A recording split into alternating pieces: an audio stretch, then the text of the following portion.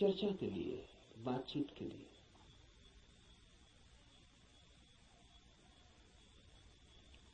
एक बौद्धिक मजा है, एक बौद्धिक व्यायाम है। तो लोग ऊंची बातें करते हैं, लेकिन उन बातों पर कभी भी कोई दांव नहीं लगाते। ईश्वर है या नहीं, इससे कोई प्रयोजन नहीं है। और ईश्वर हो तो, ईश्वर न हो तो वे जैसे हैं वैसे ही बने रहते हैं। ये बड़े मजे की बात है। एक आदमी मानता है कि ईश्वर है और एक आदमी मानता है कि ईश्वर नहीं, और दोनों की जिंदगी बराबर एक सी।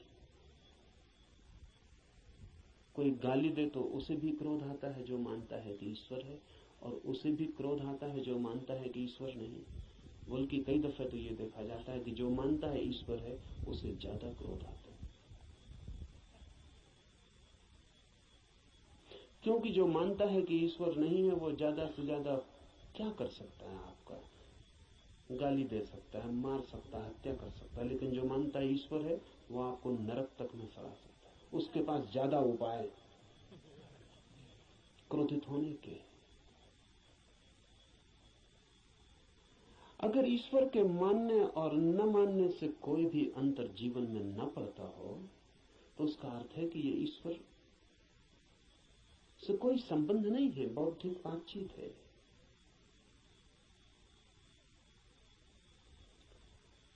ऐसी जिज्ञासा हो तो आदमी दार्शनिक हो जाता है, चिंतन मनन करने लगता है, शास्त्र अध्ययन करने लगता है, बहुत सिद्धांत इकट्ठे कर लेता है, पक्ष में विपक्ष में सोच लेता है, वाद विवाद करता है, शास्त्रार्थ करता है, लेकिन जीता कभी नहीं।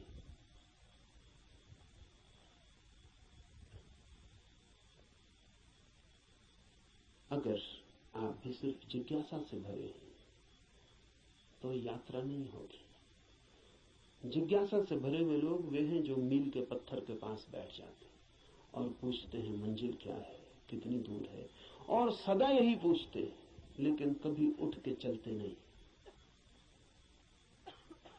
जानते तो आप भी कितना है, क्या कमी है जानने में? करीब करीब सभी कुछ जानते हैं। जो बुद्ध ने जाना हो, महावीर ने, कृष्ण ने जाना हो, वो सभी आप भी तो जानते। गीता में पढ़ के आपको ऐसा नहीं लगता कि ये बातें तो हमें भी मालूम आपको भी, पर सिर्फ बुद्धि तक है, आपके हृदय तक उनका बीज नहीं पहुंचा। और बुद्धि पर रखे हुए विचार वैसे ही होते हैं जैसे पत्थर पे कोई बीज को रखते। बीज तो होता है लेकिन पत्थर पे रखा रहता, अंकुर नहीं फूट सकता। अंकुर फूटना हो तो बीज को पत्थर से गिरना पड़े, जमीन खोजनी पड़े, और जमीन की भी ऊपर की सतह ठीक नहीं है क्योंकि और गीली जगह चाहिए, तो थोड़ा जमीन के भीतर पहुंचना पड़े जहां थोड़ी पानी की सुविधा हो, थोड़ा रस बहता हो। बुद्धि पर पत्थर की तरह बीज रख जाते हैं, हृदय तक जब तक न गिर जाएं तब तक गीली जगह नहीं मिलती। हृदय में थोड़ा रस बहता है, थोड़ा प्रेम, वहां थोड़ा पानी, वहां कोई बीज गिरे तो अंकुरित होता है, नहीं तो कभी अंकुरित नहीं होता। जिज्ञासु व्यक्तियों के पास बहुत कुछ होता है, लेकिन पत्थर पर रखे हुए बीजों की भांति। जमीन भी ज्यादा दूर नहीं होती, लेकिन थोड़ी यात्रा भी मुश्किल है। चलना बिल्कुल नहीं है तो पत्थर पर ही बीज रखा रह जाता है। इतनी यात्रा तो करनी ही पड़ेगी कि बीज पत्थर से नीचे गिरे, जमीन पर आए, जमीन में जगह खोजे, थोड़ी गीली भूमि को पाए, थोड़ा छिप जाए अंधेरे में। ध्यान रहे, जगत में जो भी जन्म पाता है वो गहन, मौन, एकांत, अंधेरे को चाहता है। बुद्धि में तो जितनी चीजें रखी हैं वो सब खुले प्रकाश में रखी हैं, वहां अंकुर नहीं होते। हृदय है, आपके भीतर गीली जमीन है छिपी हुई, वहां कुछ पैदा होता है। इसलिए जो सिर्फ जिज्ञासा से जीते हैं वे विद्वान बन जाते हैं, पंडित बन जाते हैं, ज्ञानी बन जाते हैं,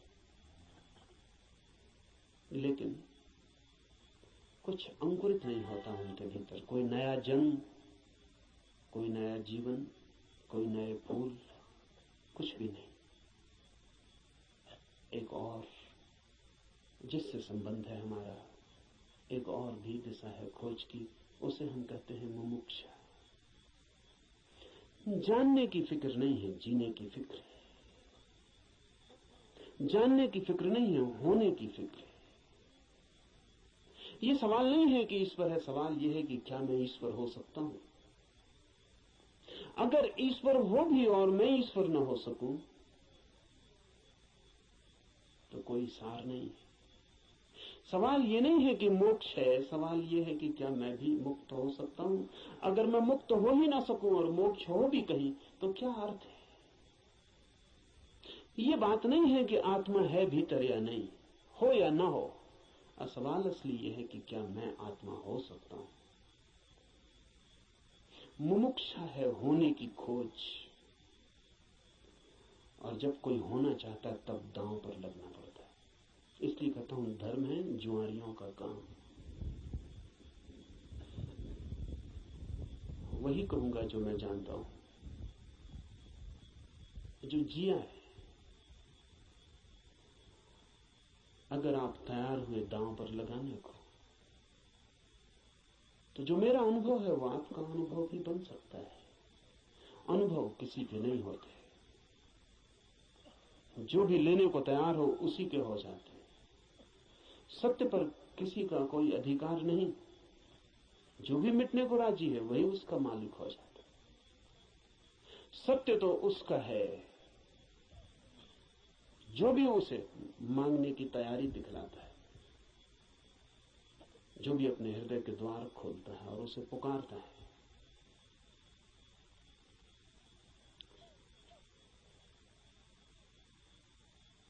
इस उपनिषद को इसीलिए चुना है। ये उपनिषद अध्यात्म का सीधा साक्षात्कार है। सिद्धांत इसमें नहीं है, इसमें सिद्धों का अनुभव है। इसमें उस सब की कोई बातचीत नहीं है जो कुतूहल से पैदा होती है, जिज्ञासा से पैदा होती है। नहीं, इसमें तो उनकी तरफ इशारे हैं जो मुमुक्षा से भरे हैं, और उनके इशारे हैं जिन्होंने पा लिया है। कुछ ऐसे लोग भी हैं कि जिन्होंने नहीं पाया, लेकिन फिर भी मार्गदर्शन देने का मजा नहीं छोड़ पाते। मार्गदर्शन में बड़ा मजा है। सारी दुनिया में अगर सबसे ज्यादा कोई चीज दी जाती है तो वो मार्गदर्शन है, और सबसे कम अगर कोई चीज ली जाती है तो वो भी मार्गदर्शन है। सभी देते हैं, लेता कोई भी नहीं। जब भी आपको मौका मिल जाए किसी को सलाह देने का तो आप चूकते नहीं। जरूरी नहीं है कि आप सलाह देने योग्य हो, जरूरी नहीं कि आपको कुछ भी पता हो जो आप कह रहे हैं, लेकिन जब कोई दूसरे को सलाह देनी हो तो शिक्षक होने का मजा छोड़ना बहुत मुश्किल हो जाता है। शिक्षक होने में मजा क्या है? आप तत्काल ऊपर हो जाते हैं मुफ्त में और दूसरा नीचे हो जाता है। अगर कोई आपसे दान मांगने आए तो 2 पैसे देने में कितना कष्ट होता है, क्योंकि कुछ देना पड़ता है जो आपके पास है। लेकिन सलाह देने में जरा भी कष्ट नहीं होता, क्योंकि जो आपके पास है ही नहीं उसको देने में कष्ट क्या है। आपका कुछ खो ही नहीं रहा है, बल्कि आपको कुछ मिल रहा है, मजा मिल रहा है, अहंकार मिल रहा है। आप भी सलाह देने की हालत में हैं आज, और दूसरा लेने की हालत में। आप ऊपर हैं, दूसरा नीचे।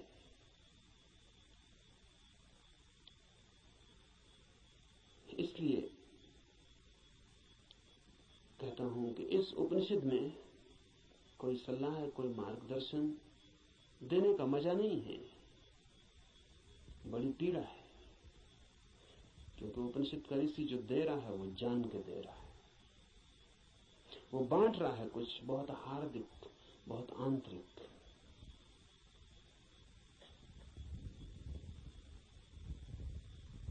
संक्षिप्त इशारे हैं, लेकिन गहरे हैं। बहुत थोड़ी सी चोटें हैं, लेकिन प्राणघातक है।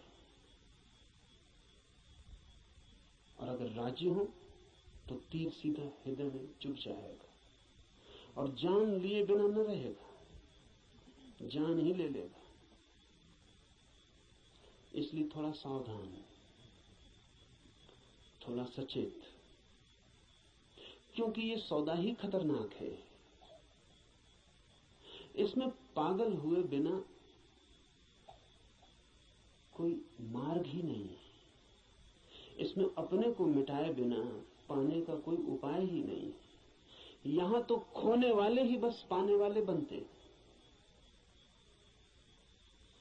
और इसीलिए इस उपनिषद को भी चुन लिया है। ऐसे तो सीधा ही आपसे कह सकता हूं, कोई कारण इस उपनिषद को चुनने का नहीं है। बहाना, आड़, क्योंकि तीर सीधा मारो आदमी बच सकता है, उपनिषद की आड़ से थोड़ी सुविधा रहेगी, इसलिए चुन लिया है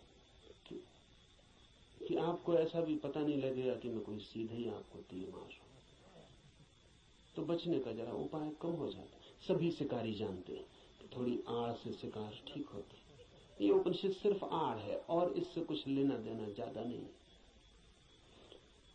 जो मैंने जाना है वही कहूंगा, लेकिन उसमें और उपनिषद में कोई अंतर नहीं है, क्योंकि इस उपनिषद के ऋषि ने जो कहा है वो जानकर ही कहा है।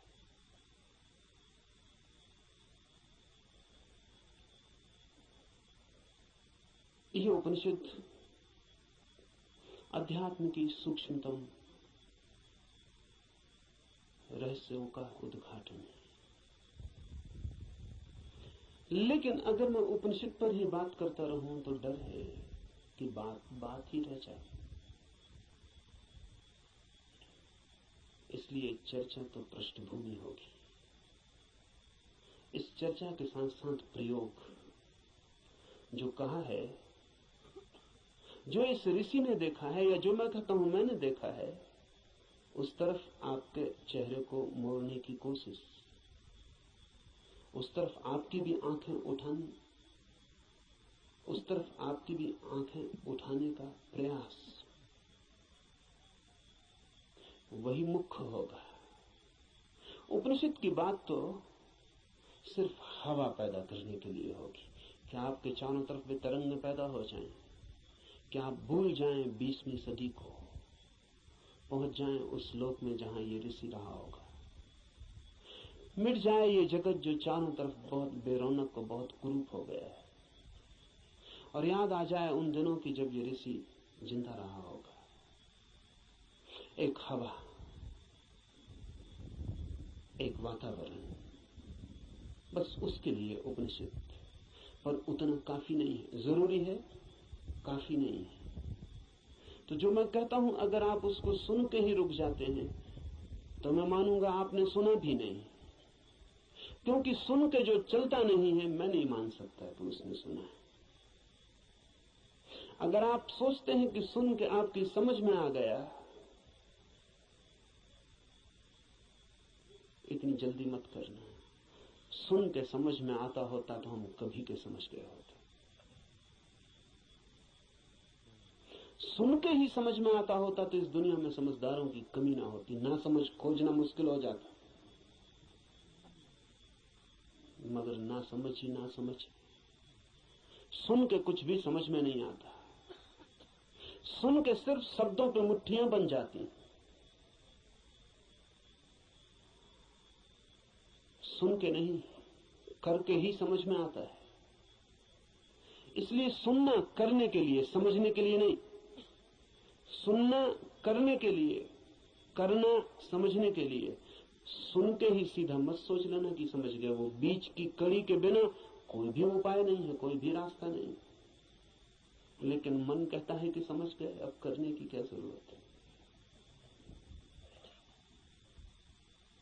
मंजिलें चल के पहुंची जाती हैं। सब भी समझ लिया हो, यात्रा पथ पूरा स्मृति में आ गया हो, पूरा नक्शा जेब में हो, फिर भी बिना चले कोई मंजिल तक कभी पहुंचता नहीं। लेकिन सपना देखा जा सकता है। कोई आदमी यहीं सो जाए और सपना देख सकता है कहीं भी पहुंचने का। मन सपना देखने में बड़ा कुशल है। और ऐसा मत सोचना कि आप ही ऐसे सपने देखते हैं। जिनको आप बहुत बुद्धिमान कहते हैं वे भी इसी तरह के सपने देखते रहते हैं। साधु हैं, सन्यासी हैं, महात्मा हैं, वर्षों वर्षों से खोज में लगे हैं, लेकिन कहीं इंच भर नहीं पहुंचते, यात्रा ही नहीं करते। वो जो वर्षों से खोज में लगे हैं वो सारी की सारी खोज वर्तुलाकार है। बुद्धि में ही वर्तुल बन जाता है, भंवर बन जाता है, उसी भंवर में घूमते रहते हैं। फिर उस भंवर में सब समा जाता है, वेद समा जाते हैं, उपनिषद समा जाते हैं, कुरान बाइबलें समा जाती हैं, उस भंवर में सब समा जाता है, लेकिन एक इंच भी गति नहीं होती। उपनिषद की हम चर्चा करेंगे, उपनिषद समझाने के लिए नहीं, उपनिषद बन जाने के लिए। यहां सुन के कुछ कंठस्थ हो जाए और आप भी बोलने लगे तो मैंने आपका नुकसान किया, मैं फिर आपका मित्र साबित न हुआ। यहां सुन के आप जो सुना है वो बोलने लग जाएं तो कोई मूल्य नहीं है। यहां सुन के आपको भी वो हो जाए, आप भी वो देख लें, वो आंख आपकी भी खुल जाए तो ही। ऐसा समझें, एक कवि गीत गाता है किसी फूल के संबंध में। गीत में बड़ा माधुर्य हो सकता है, छंद हो सकता है, लय हो सकती है, संगीत हो सकता है। गीत की अपनी खूबी है, लेकिन गीत कितना ही गाए उस फूल को और कितना ही गुनगुनाए तो भी गीत गीत है, फूल नहीं। और लाख हो गति और लाख हो छंद तो भी गीत गीत है, फूल की सुगंध नहीं। और आप उसी गीत से तृप्त हो जाएं तो आप भटक गए। उपनिषद गीत है किसी फूल का जिसे आपने देखा नहीं अभी। गीत गजब का है, गाने वाले ने देखा है, पर गीत से तृप्त मत हो जाना। गीत फूल नहीं है। ऐसा भी हो जाता है कि कभी कभी आप फूल के पास भी पहुंच जाते हैं। कभी कभी फूल की एक झलक भी मिल जाती है, अचानक, आकस्मिक। क्योंकि फूल कोई विजाती ही नहीं है, आपका स्वभाव है, आपके बिल्कुल निकट है, किनारे किनारे है। कभी कभी छू जाता है बिना आपके, बावजूद आपके। कभी कभी फूल एक झलक दे जाता है, कोई बिजली कौन जाती, किसी क्षण में आकस्मिक अनुभव में आ जाता है। कुछ और भी है इस जगत में, यही जगत सब कुछ नहीं है। इस पथरीले जगत के बीच कुछ और भी है जो पत्थर नहीं, फूल है, जीवंत खिला हुआ, जैसे किसी स्वप्न में देखा हो या अंधेरी रात में चमकी हो बिजली और कुछ दिखा हो और फिर खो गया हो। ऐसा कभी कभी आपके जीवन में भी हो जाता है, कवियों के जीवन में अक्सर हो जाता है, चित्रकारों के जीवन में अक्सर हो जाता है।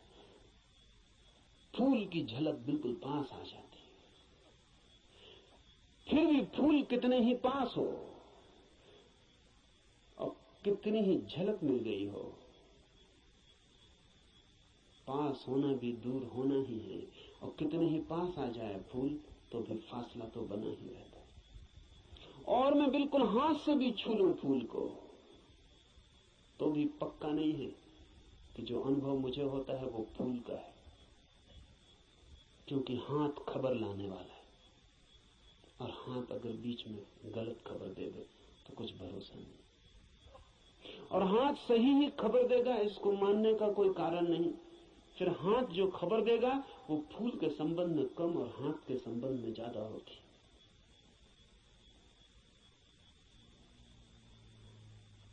फूल ठंडा मालूम पड़ता है।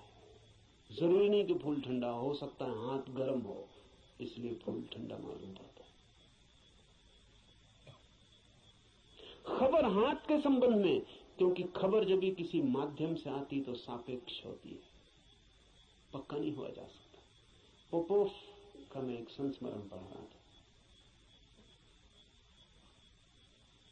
पोपोव एक साधिका थी और गहरी साधिका थी,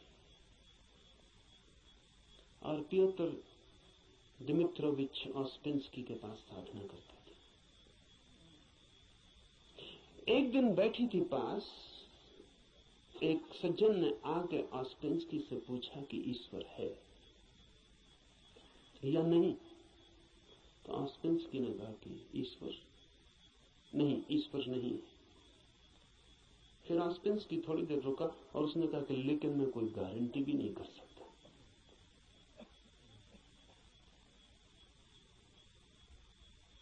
क्योंकि जो भी मैं जानता हूं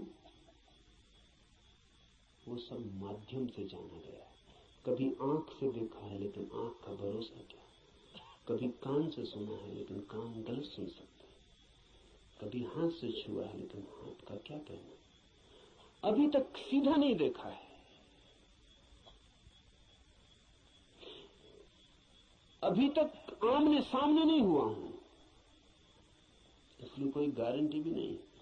अभी तक जो भी जाना है उसमें मुझे ईश्वर का कोई अनुभव नहीं हुआ, लेकिन जरूरी नहीं कि ईश्वर ना हो। इससे सिर्फ मेरी खबर मिलती है कि मेरे अनुभव क्या है, इसलिए मैं कोई गारंटी नहीं कर सकता कि नहीं ही है। इसलिए मुझ पे भरोसा करके मत रुक जाए, खोजना। जब भी माध्यम से कुछ घटता है तो भरोसे का नहीं। अगर फूल के बिल्कुल पास भी पहुंच जाएं तो भी आंख देखती है, हाथ छूते हैं, सुगंध नाक में आती है, ये भी दूरी का अनुभव है। तो कभी कभी कोई कवि उस परम फूल के इतने पास पहुंच जाता है तो उसकी गीत में उतर आती है गूंज उसकी, लेकिन फिर भी बुद्ध नहीं है वो,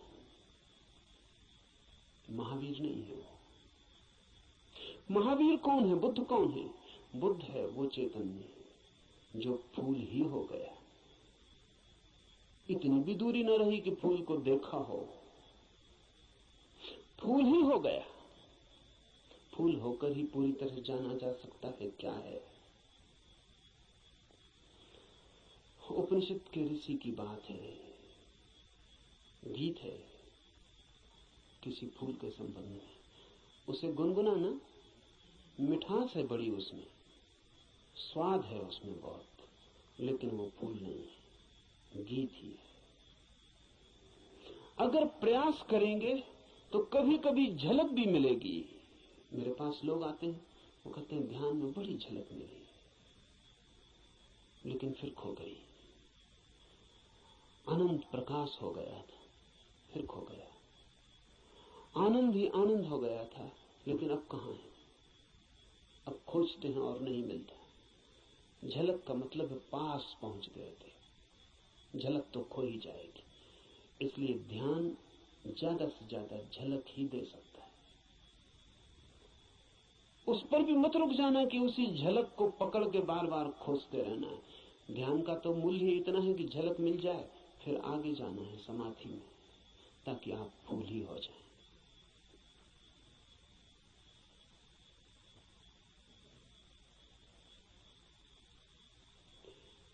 ध्यान में है झलक, समाधि में है हो जाना। झलकों पे मत रुकना। झलकें बड़ी प्रीति कर, सारा जगत बासा मालूम पड़ने लगता। एक झलक ध्यान में मिल जाए उस जीवंत की, फूल की, उस खिलावट की जो भीतर है, तो सारा जगत फीका और व्यर्थ हो जाता है। लेकिन फिर कुछ लोग झलकों को पकड़ लेते हैं और उन्हीं को दोहराने लगते हैं और सोचते हैं सब हो गया। नहीं, जब तक आप ही ना हो जाएं, ईश्वर ही जब तक आप ना हो जाएं, तब तक भरोसा मत करना कि ईश्वर है। हो सकते हैं, क्योंकि है ही। खोलना है जरा, उघाड़ना है जरा। छिपे हैं, मौजूद हैं अभी और यहीं। थोड़े से वस्त्र हैं और बड़े झीने वस्त्र हैं कि चाहें तो अभी उतार कर फेंक दें और नग्न हो जाएं और ईश्वर हो जाएं। लेकिन बड़ी पकड़ है। झीने तो हैं लेकिन पकड़ गहरी। क्यों है ये पकड़ इतनी? ये पकड़ है क्योंकि हम सोचते हैं ये वस्त्र ही हमारा होना है, यही हम है। इसके अलावा हमें कुछ और किसी अस्तित्व का पता नहीं। इस उपनिषद में इशारे होंगे उस अस्तित्व के जो वस्त्रों के पार है। और इस उपनिषद के साथ साथ हम करेंगे ध्यान ताकि मिले झलक, और आशा बांधेंगे समाधि की ताकि हम भी हो जाएं वही जिसे हुए बिना न कोई संतोष है, न कोई शांति है, न कोई सत्य है। उपनिषद शुरू होता है प्रार्थना से। प्रार्थना है समस्त जगत से। सूर्य कल्याणकारी हो, वरुण, अर्यमा, इंद्र और बृहस्पति, विष्णु कल्याणकारी हो, उस ब्रह्म को नमस्कार हो। हे वायु, तुम्हारे लिए नमस्कार क्योंकि तुम प्रत्यक्ष ब्रह्म हो। मैं तुम्हें ही प्रत्यक्ष ब्रह्म कहूंगा। सत्य और ऋत वे सब मेरी रक्षा करें, आचार्य की भी। इस प्रार्थना से शुरू होता है। धर्म की यात्रा प्रार्थना से शुरू होगी ही। प्रार्थना का अर्थ है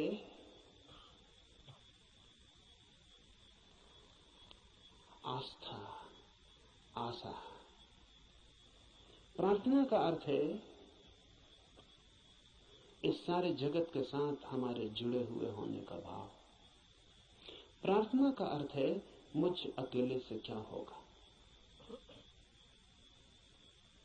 मुझ अकेले से होता तो हो गया होता। मुझ अकेले से तो क्षुद्र भी नहीं सध पाया। चाहा था धन मिल जाए वो भी नहीं मिला, चाहा था पद मिल जाए वो भी नहीं मिला। कैसी कैसी चाहें की थी, बड़ी छोटी थी, वे भी पूरी न हुई। मुझ अकेले से तो संसार भी न सधा। तो सत्य की ये महायात्रा मुझ अकेले से हो सकेगी? अकेले अकेले तो मैं संसार में भी हार गया हूं। सभी हारे हुए हैं संसार में। जो जीते हुए दिखाई पड़ते हैं वे भी बस वे दूसरों को जीते हुए दिखाई पड़ते हैं, खुद तो बिल्कुल हारे हुए।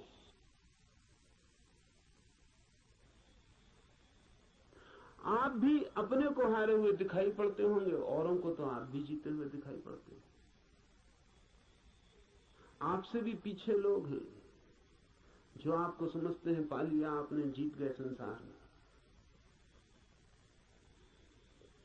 लेकिन भीतर से अगर हम आदमी को देखें तो एक एक आदमी हारा हुआ है। संसार पराजय की लंबी कथा है। वहां जीत होती ही नहीं, वहां जीत हो ही नहीं सकती।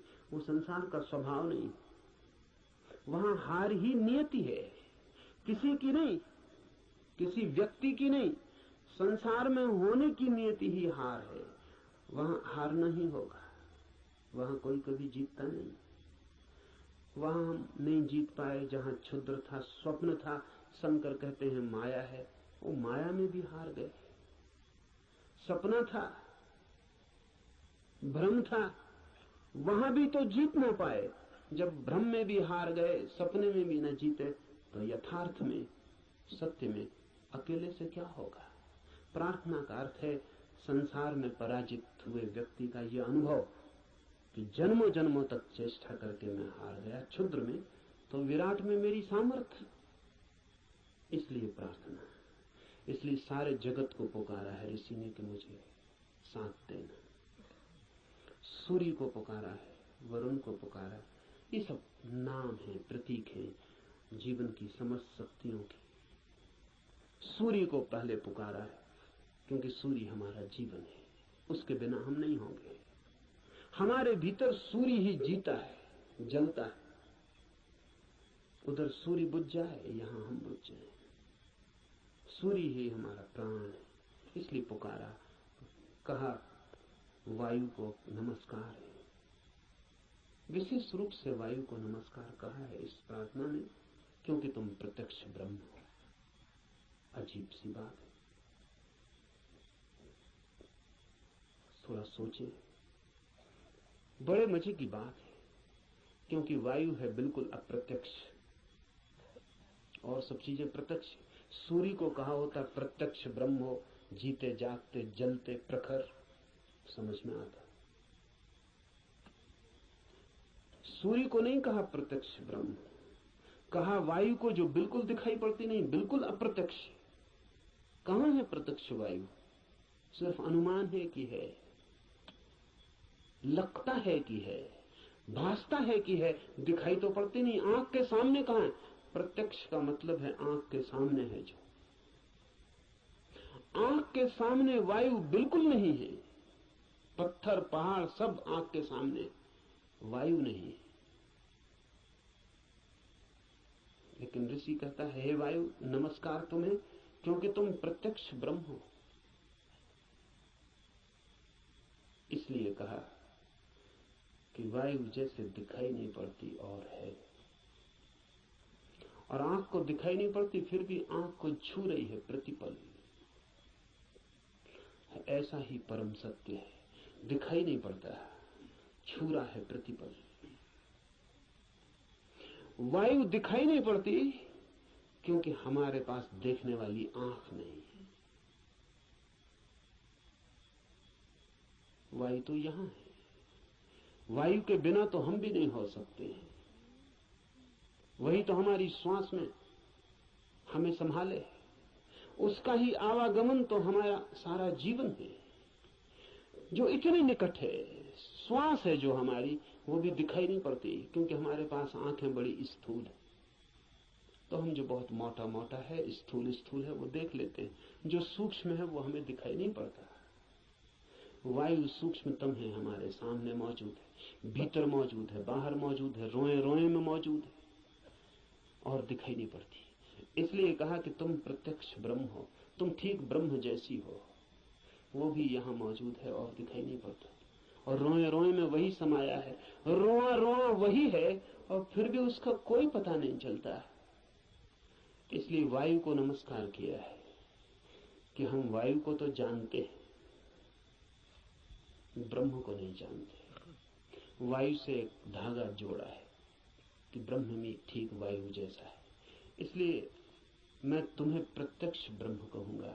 ऋषि कहता है वायु को सत्य और ऋत के नाम से भी कहूंगा, क्योंकि तुम ठीक उस जैसी हो जो है और जिसका हमें पता नहीं, जो हम स्वयं हैं और जिसका हमें पता नहीं, जो अभी और यहां सदा से मौजूद है और हमें उसका पता नहीं। लेकिन ये खोज पूरी हो सके अगर सब देवता रक्षा करें। देवता से अर्थ है सदा से जीवन की अनंत अनंत शक्तियां, और जीवन है एक विराट जाल अनंत शक्तियों का।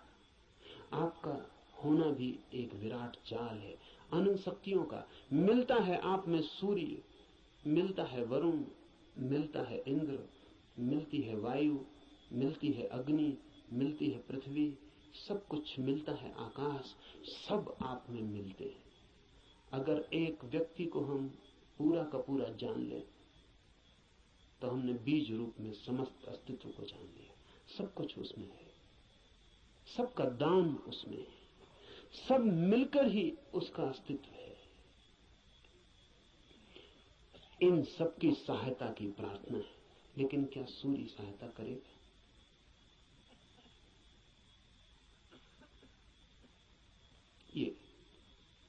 ये सवाल उठता ही है।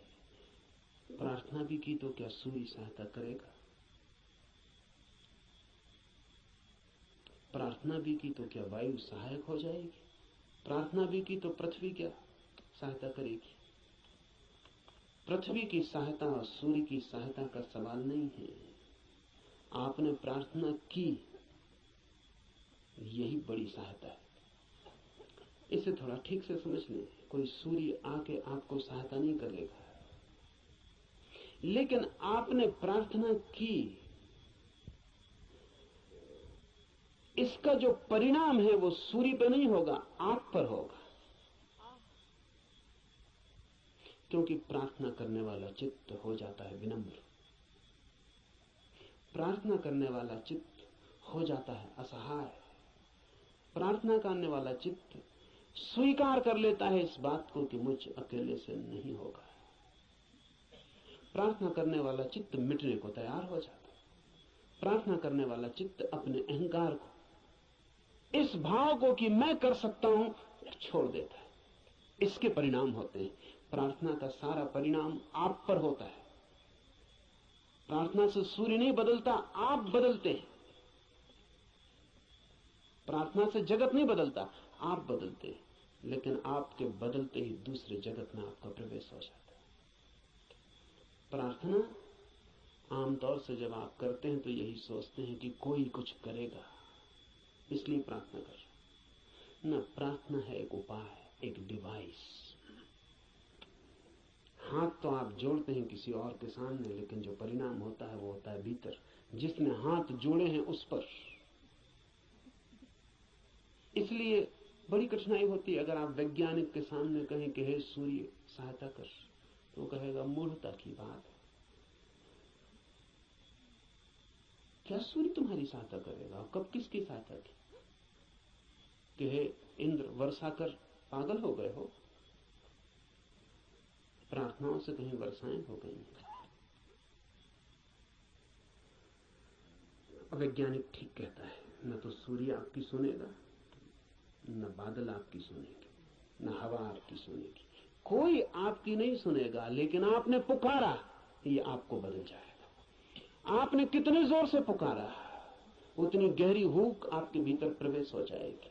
अगर आपके पूरे प्राण पुकार उठे तो आप दूसरे ही आदमी हो जाएंगे। इसलिए है प्रार्थना।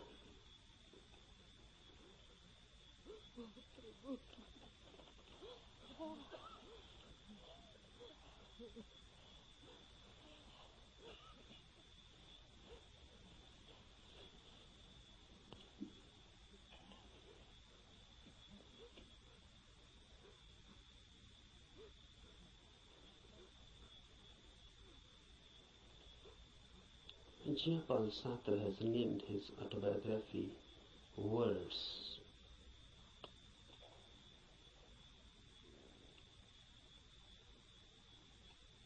This christening of his autobiography as Words is significant, deeply significant.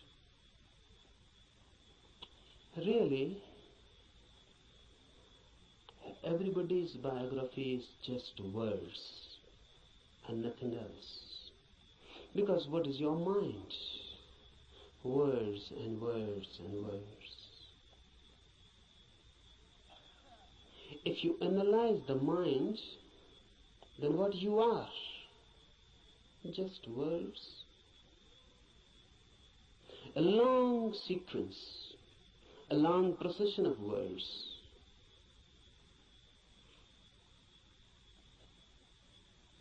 This is everybody's autobiography. But if you are nothing but words, then you are not. Then you are yet unborn. Then you are yet to exist authentically. Because words are just words, sounds. They mean something, but basically they are meaningless. The meaning is given to them. And mind is just a mechanism, a natural computer. It goes on feeding on words, then creating more words out of them. Then you go on associating those words. You go on creating principles, philosophies, systems. and ultimately where you are. Truth is not a byproduct of a long process of words. Truth is not a word at all. Truth is out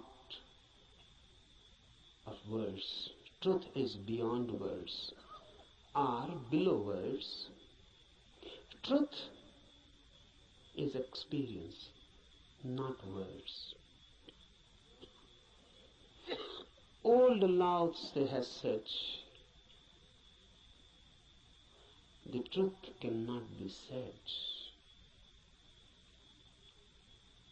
Because when you say something, language has to be used. Words have